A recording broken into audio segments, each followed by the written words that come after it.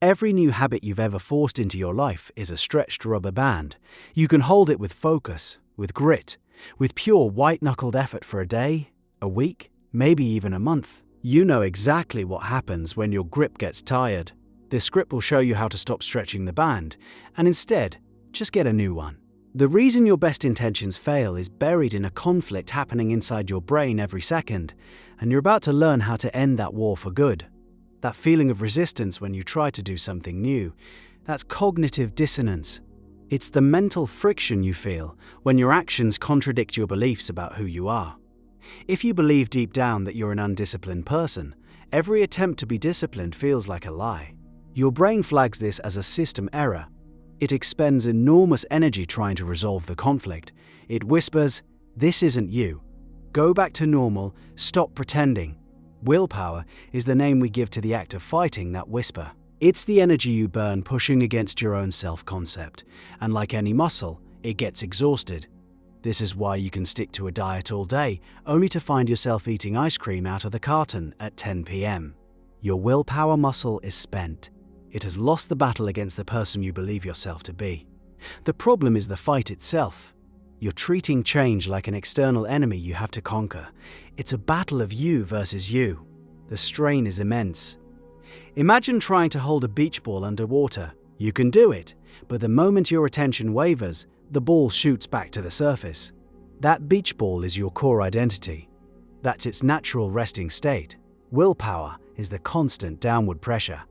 The whole game is exhausting because you're fighting physics. But what if you could change the ball itself? What if you could fill it with sand so its natural resting state was at the bottom of the pool? The fight would be over. The work would be done. This is the difference between behavior change and identity change. One is a constant struggle. The other is a state of being. But how do you fill the ball with sand? The mechanism is simpler and stranger than you think. It begins with understanding that your identity is built on evidence. Every action you take is a vote for the type of person you are. When you smoke a cigarette, you cast a vote for, "I am a smoker." When you go for a run, you cast a vote for, "I am a runner." When you stay late at the office, you cast a vote for, "I am a hard worker." Most of our identities are built by accident, from thousands of votes cast unconsciously over decades. Trying to change a behavior with willpower is like trying to win an election by stuffing a few ballots into a box that already contains thousands of votes for the other candidate. It's a noble effort. It's also statistically doomed. You can't brute force a new identity. You have to win it, vote by vote.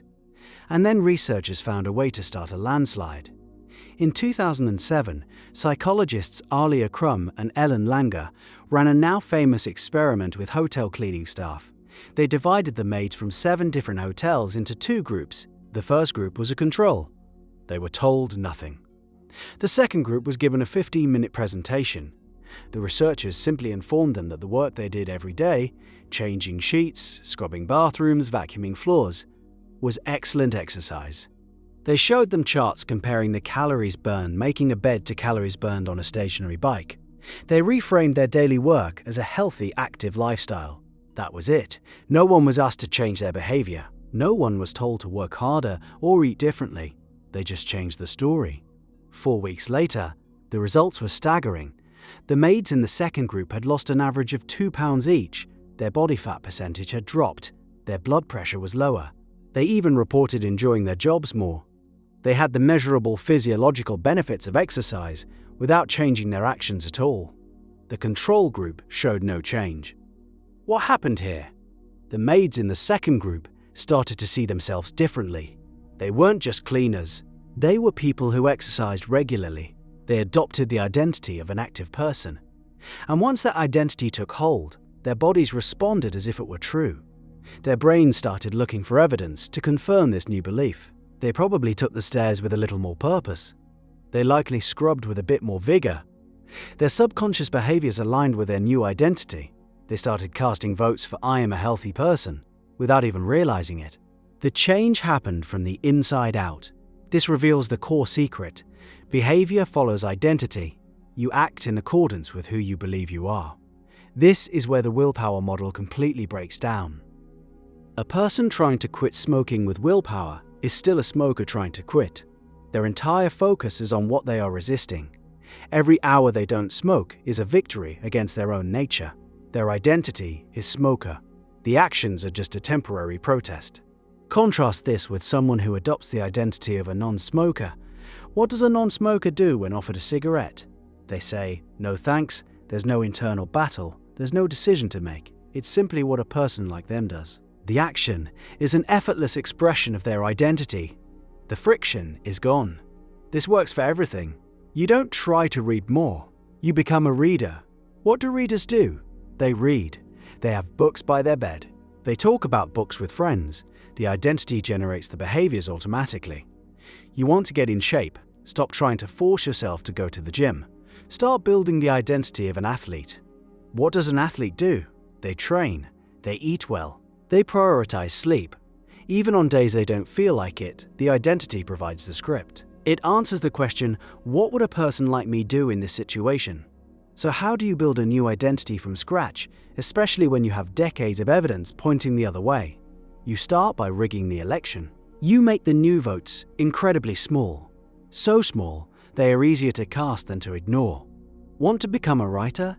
The goal isn't to write a book. That's a massive, intimidating action. The goal is to cast a vote for, "I am a writer." Open a document. Write one sentence. Done.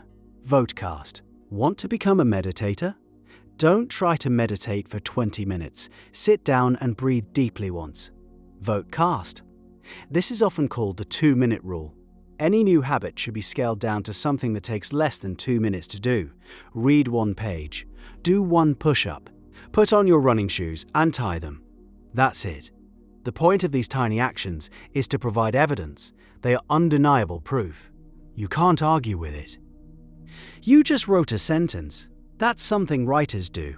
You just put on your running shoes. That's something runners do. These small wins are the seed crystals of a new identity. They feel trivial. They are anything but. Each tiny vote tells your brain, hey, maybe that old story about me isn't 100% true. Here's some new data. And your brain, the consistency engine, starts to adjust its model. At first, it's a tiny shift, a flicker. But the votes accumulate. One push-up becomes 2. One page becomes a chapter. The momentum builds. The new behavior starts to feel less like a lie and more like who you are. The resistance fades. The rubber band isn't being stretched anymore. It's resizing. This process is subtle. There's no grand moment of transformation. It's a quiet, gradual accumulation of evidence until one day you look up and realize the war is over. You don't have to force yourself to go for a run anymore. You just go, because you're a runner. You don't have to fight the urge to eat junk food. You just eat healthy because you're a healthy person. The internal script has been rewritten.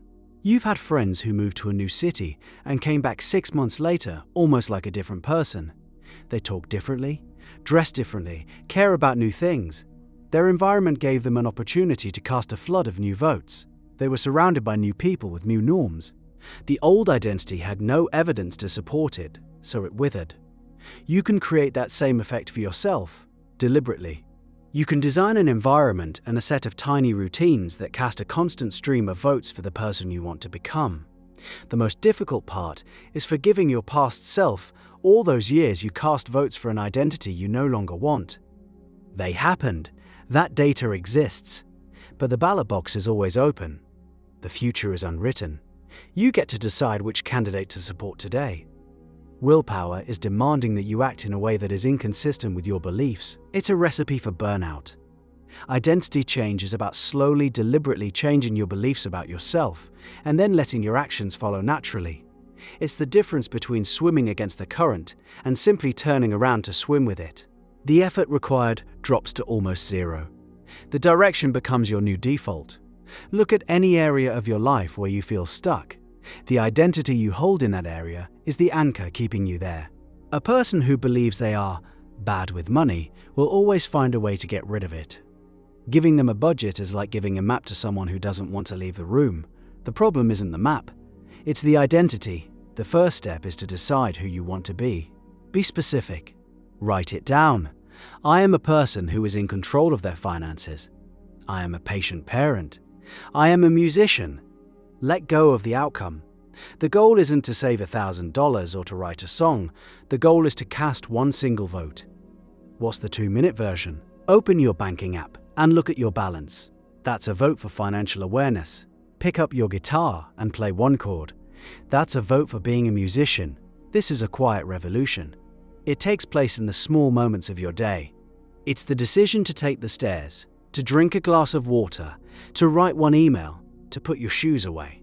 Each action is a whisper to yourself, a whisper that says, "This is who I am now." At first, the whisper is drowned out by the roar of your old habits, but whispers, repeated daily, become a chorus. Eventually, that chorus becomes the new background music of your life. The rubber band doesn't snap back because there's nothing to snap back to. You've become a new shape. The story you tell yourself becomes the life you lead. And that story starts with a single, tiny vote. You just have to decide what to vote for.